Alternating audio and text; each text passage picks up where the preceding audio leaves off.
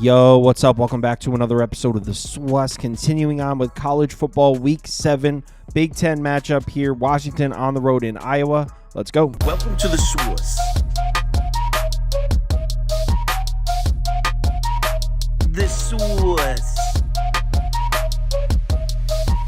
SWUS.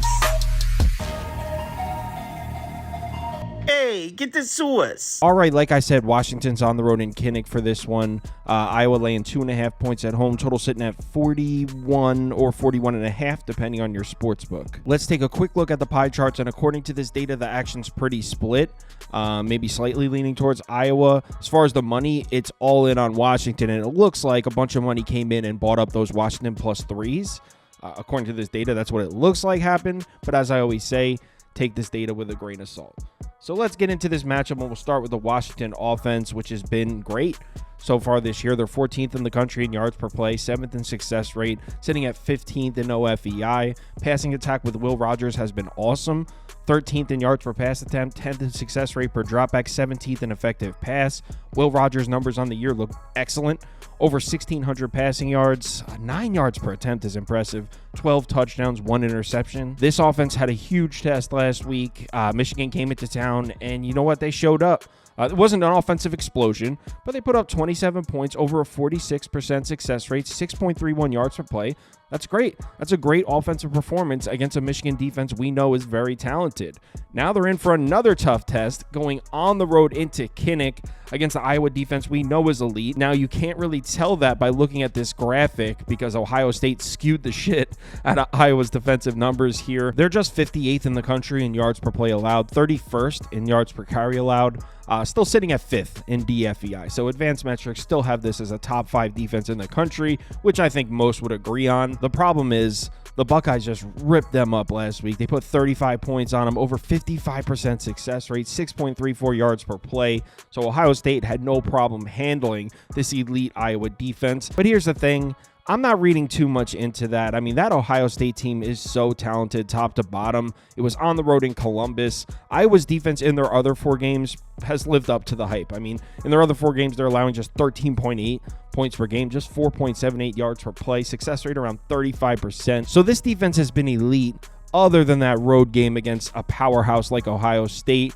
Now, this Washington offense wants to throw the ball with Will Rogers, as I'm sure you know. They're 41st in pass frequency. Offensive line has struggled in pass protection, which could be a problem, but Will Rogers gets rid of the ball so quickly.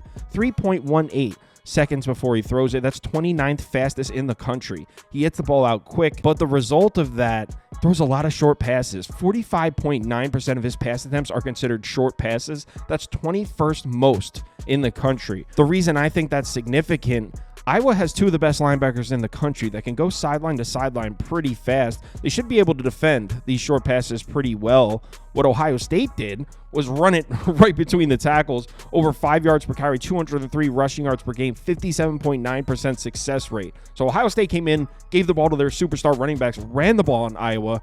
Iowa is one of the best run defenses in the country. Ohio State might have the talent to do something like that. Washington certainly isn't equipped to run the ball on Iowa, so they're going to have to rely on Will Rogers' passing attack in this one. And look, it's not that I think Will Rogers can't handle it. I mean, he played in the SEC for 3-4 years with Mississippi State. He's certainly no stranger to seeing elite defenses, but as far as what this Washington offense likes to do, I don't love the matchup for him on the road against this Iowa defense. But what about the other side of the ball? What about the Iowa offense? Obviously, as we know, extremely one-dimensional, very good rushing attack, almost a non-existent passing attack. They're 10th in the country in yards per carry, 15th in effective rush.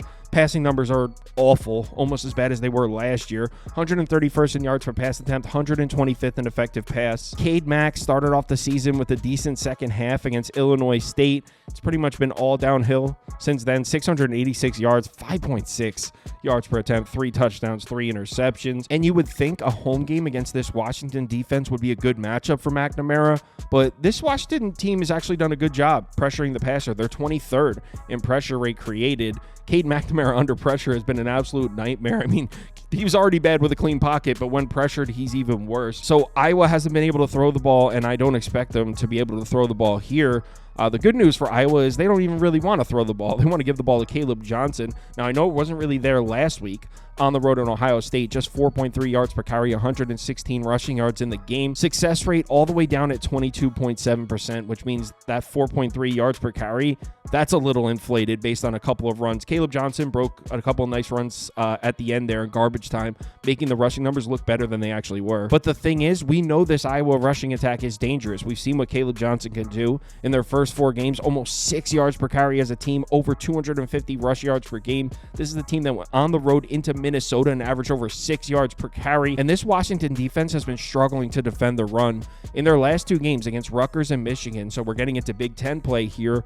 The run defense is struggling, allowing 179 rushing yards per game in those 2, over 5.1 yards per carry, 46% success rate. Now, to be fair to Washington, both Rutgers and Michigan have good rushing attacks, but so does Iowa. So I don't see any reason why Iowa isn't able to run the ball pretty efficiently against Washington. Also, I don't love the travel schedule for Washington. They were home, then on a short week flew all the way across the country to New Jersey to play Rutgers, then flew all the way back home. Now we're flying to Iowa. This team's flying all over the place. Meanwhile, Iowa was in Minnesota, then had a bye week, then was in Ohio, and then flew back home, so a much less grueling travel schedule. Not that that's necessarily a deal breaker, but I don't love to see it. So I'm definitely liking the Hawkeyes to win this one. I also have a trend here for those interested. Since 1988, there's been 5 instances of this. Iowa as favorites coming off a 28-plus point loss, 5-0 straight up, 4-0-1 against the spread. I mean, we're talking about 35 years here. I'm not sure if this is notable at all. I thought it was interesting enough to include in the video. I'm on Iowa. Give me Iowa money line. I got it at minus 132, I believe, or I think minus 130, actually. If you'd like to see all the bets I have open, head over to KyleKirms.com and click on open bets. Disclaimer, when we're talking about college football, I'm been getting crushed this year. NFL's been good, but college football, I can't seem to get a grasp on it. So if you are tailing, please tail responsibly. If you sign up to Sauce Network Plus, it comes with access to the Discord, and you can participate in the weekly betting league. $150 and a trophy go to the winner every single week. So yeah, if you're interested, head over to the website and sign up. Live show, Saturday morning, 10 a.m. up to kickoff. We'll go through the college football slate. Sunday morning, 11 a.m. up to kickoff. We'll go through the NFL slate. If you're able to make it, we'd love to see you in the comments. Let's have ourselves a good one. Please bet responsibly. Talk to you in the Discord.